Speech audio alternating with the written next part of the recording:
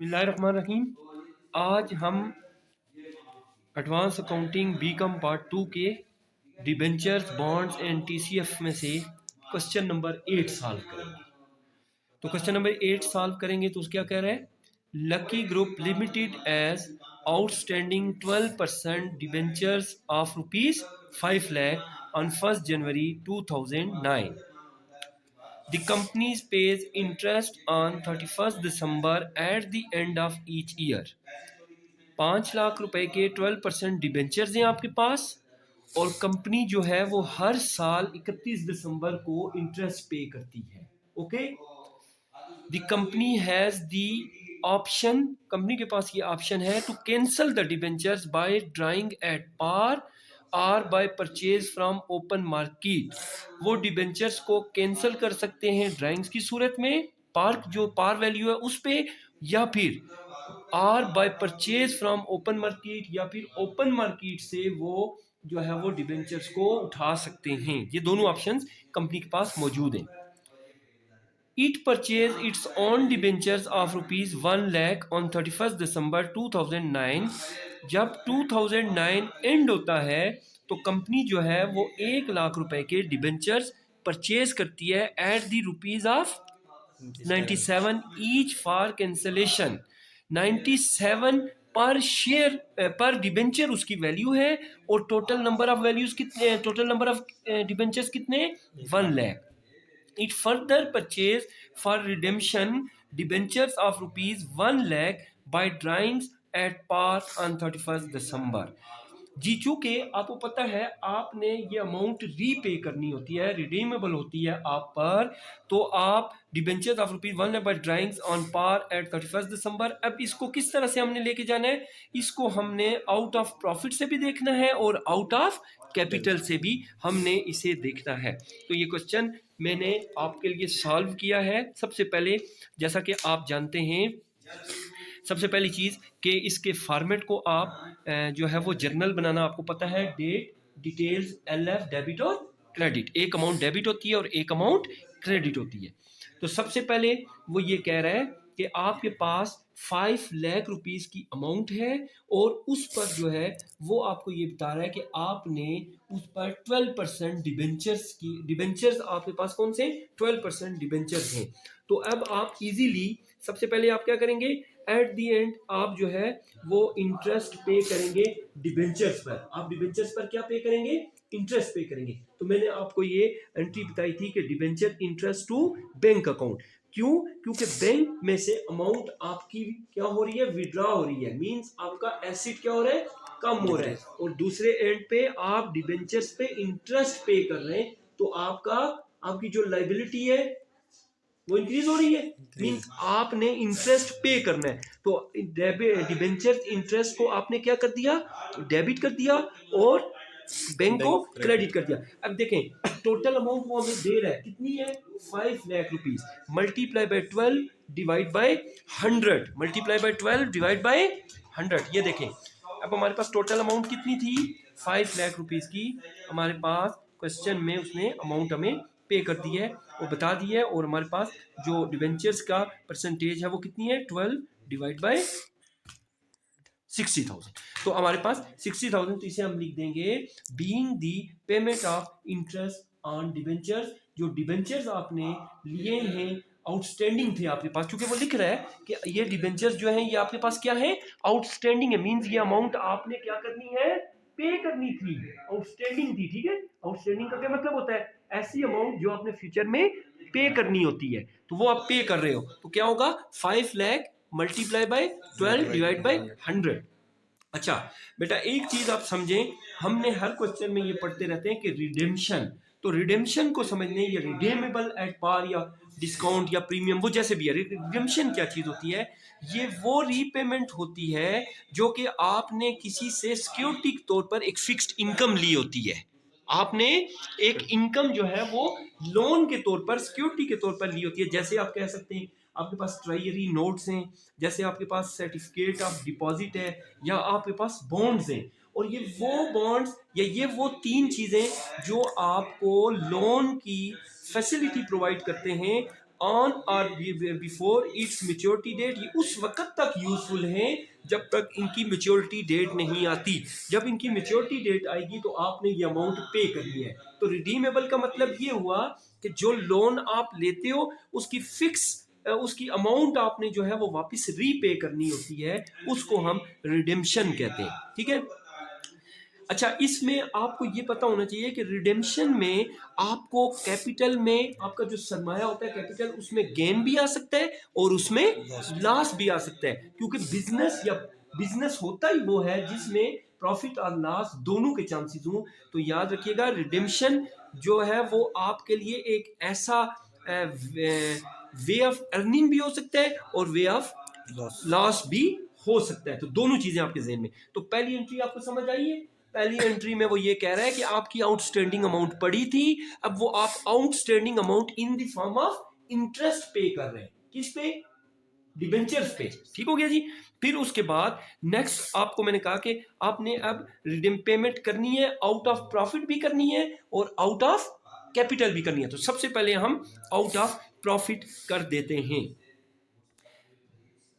अच्छा देखें, सबसे पहले आपको एक चीज, आपके पास कितना है, आपने ये देखें नीचे लिखा हुआ है, it purchase it's on debenture of ₹1,00,000 on 31 दिसंबर 2001, ये 2009 जो भी है ये लिखा हुआ है, एट ₹97 ईच फॉर कैंसिलेशन। अच्छा, सबसे पहले रिडेम्पशन ऑफ प्रॉफिट। तो जब प्रॉफिट के लिए आप एंट्री करेंगे तो आप जिस अकाउंट को यूज करेंगे उसका नाम है profit and loss appropriation account to debenture redemption reserve. ये वो अमाउंट है जो कि आपके पास पड़ी रहेगी सब कुछ करने के बाद। Amount of profit set aside for redemption of payment, ये वो अमाउंट है जो कि आपने फ्यूचर में जब डिबेंचर्स की अमाउंट पे करनी है उसके लिए आपने बचा कर पैसे रख लिए। कहां पर? आपने profit and loss appropriation account में। कौन से अकाउंट में? प्रॉफिट और लॉस अप्रोप्रिएशन अकाउंट में। ये प्रॉफिट जो अमाउंट है ये आपने क्यों अपने पास सेव कर ली है कि जब ड्यू डेट आएगी तो आपने जो अमाउंट पे करनी है डिबेंचर्स की वो यहां से उठाकर पे कर देंगे। आगे समझ? प्रॉफिट का मतलब ये हुआ नंबर 1, ये 1,00,000 से एंट्री हो जाएगी। उसके बाद अब देखें, अब आपने वो अमाउंट पे जब करनी है तो आप क्या करेंगे?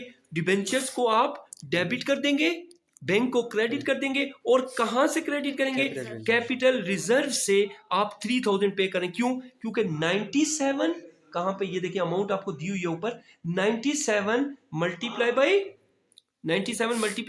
100, तो 97,000 और 3 मल्टीप्लाई बाई 100, 3,000। थाउजेंड देखिए ना, ये हो गया 1,000 मल्टीप्लाई बाई 3। ठीक है, 3 बताया ना उन्होंने, क्योंकि 97 अगर हो गया है तो कितना रह गया रिमेनिंग? 3। ठीक है, तो इसको हम कितनी अमाउंट से करेंगे? 97,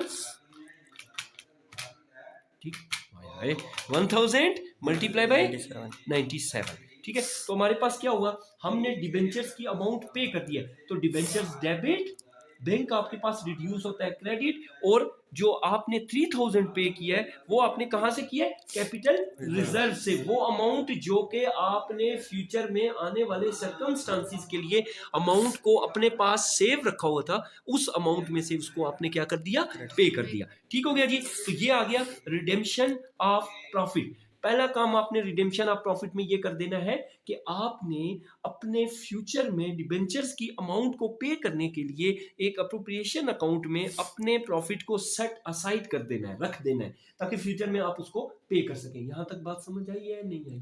आगे ये जी दूसरी ऑप्शन वो ये कहता है कि कुछ कुछ अमाउंट जो है वो आउट ऑफ कैपिटल से भी आपने, कैपिटल आपको पता है ऑनर का अपना जो है वो पर्सनल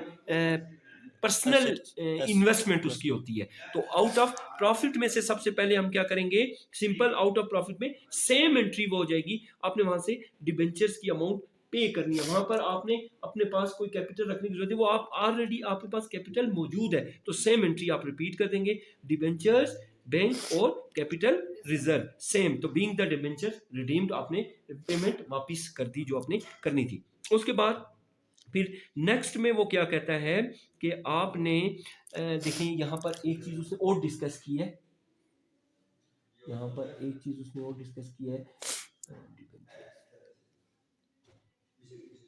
ये देखें 5 लाख रुपीज, 1 लाख रुपीज आपने क्या कर दिया है, पे कर दिया है। तो आपके पास अब रिमेनिंग अमाउंट कितनी रह गई है, 4 लाख। ठीक है।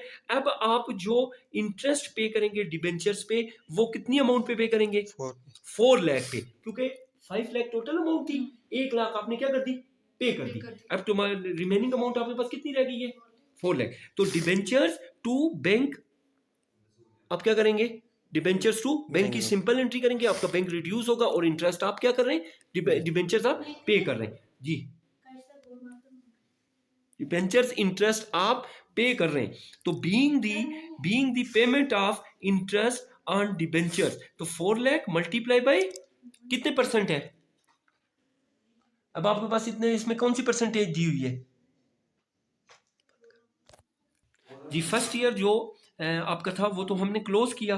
अब नेक्स्ट में फिर दोबारा आप इंटरेस्ट पे कर रहे हैं। अब आप इंटरेस्ट न्यू अमाउंट पे करेंगे। आपकी आउटस्टैंडिंग अमाउंट थी 5 लाख, 5 लाख में से 1 लाख आपने क्या कर दी, पे कर दी। तो आपके पास अब अमाउंट कितनी रह गई, 4 लाख। तो 4 लाख पे डिबेंचर्स का आप जो है वो इंटरेस्ट निकाल लें 12%, मल्टीप्लाई बाय 12 डिवाइड बाय 100, तो आपके पास 48,000 जो है वो डिबेंचर इंटरेस्ट टू बैंक की अमाउंट आ जाएगी। अब फिर दोबारा वही प्रोसीजर, सेम एंट्रीज हम करेंगे। रिडेम्पशन आउट ऑफ प्रॉफिट, तो profit and loss appropriation amount में आप अमाउंट डालेंगे 1 लाख रुपीज, और डिबेंचर रिडेम्पशन रिजर्व्स को आप क्या कर देंगे, जो है वो आप क्रेडिट कर देंगे। तो आप लिखेंगे amount of profit set aside for redemption of debentures, amount पे करने के लिए फ्यूचर में, उसके लिए आपने कुछ अमाउंट जो है वो अपने जो है वो अपने profit and loss appropriation account में सेव रख ली। उसके बाद सिंपल आप डिबेंचर्स की अमाउंट पे कर लें, डिबेंचर्स को डेबिट कर लें और बैंक को क्रेडिट कर दें। और एट द एंड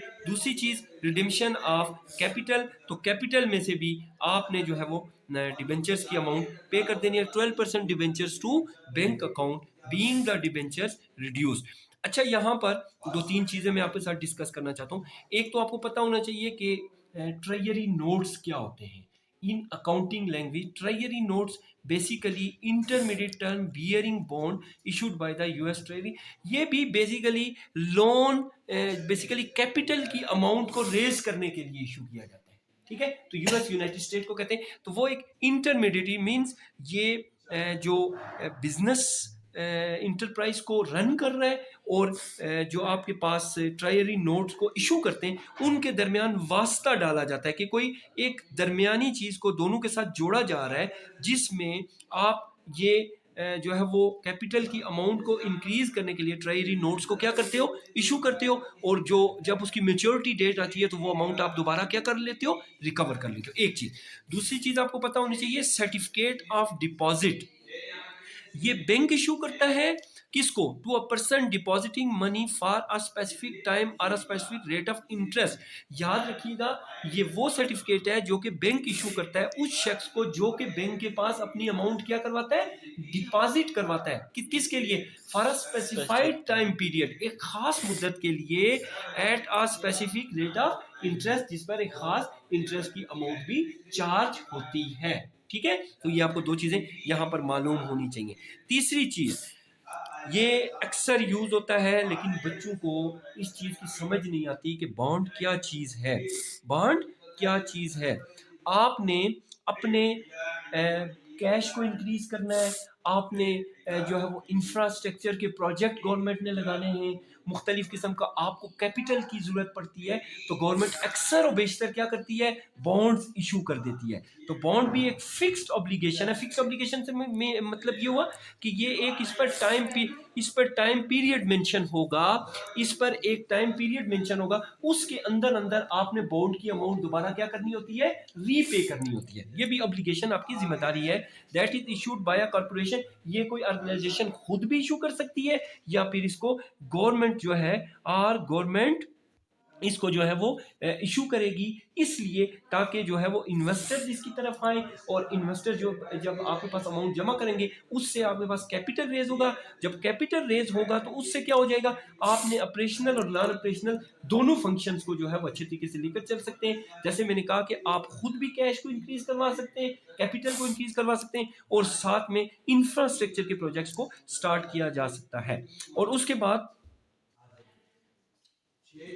देखें, उसके बाद ये बॉन्ड्स जो है ये बेसिकली इसमें पीरियोडिकल कूपन्स एक पीरियड खास टाइम पीरियड्स के लिए, चाहे वो क्वार्टर है, चाहे वो सेमी एनुअल है, चाहे वो एनुअल है, ये जितना भी टाइम पीरियड है वो उस पर मेंशन होता है। जब वो टाइम पीरियड खत्म हो जाता है तो मेच्योरिटी पे बॉन्ड ऑटोमेटिकली क्या हो जाता है, कैंसिल हो जाता है, आपने उसकी अमाउंट को पे कर दिया जाता है। तो मैंने आज आपको ये डेफिनेशन में सारी चीज़ें मैंने आपको क्लियर की हैं कि रिडेम्पशन बेसिकली वो अमाउंट है जो कि आप अपने बिजनेस को या आप अपने कैपिटल को इंक्रीज करने के लिए यूज करते हो, लेकिन वो अपने फ्यूचर में फिक्स टाइम पीरियड के बाद आपने वो अमाउंट वापस पे करनी होती है। In the form of treasury note हो सकता है, सर्टिफिकेट ऑफ डिपॉजिट हो सकता है, या बॉन्ड हो सकता है। वो अपनी मेच्योरिटी डेट तक जो है वो यूजफुल होगा आपको, वो जो है वहां से आप कैपिटल रेज कर सकते हैं, और जब वो मेच्योरिटी खत्म होगी तो आप बॉन्ड की अमाउंट को या ट्रेजरी नोट को या फिर इन सर्टिफिकेट ऑफ डिपॉजिट को जो है वो आपने रीपे कर देना है।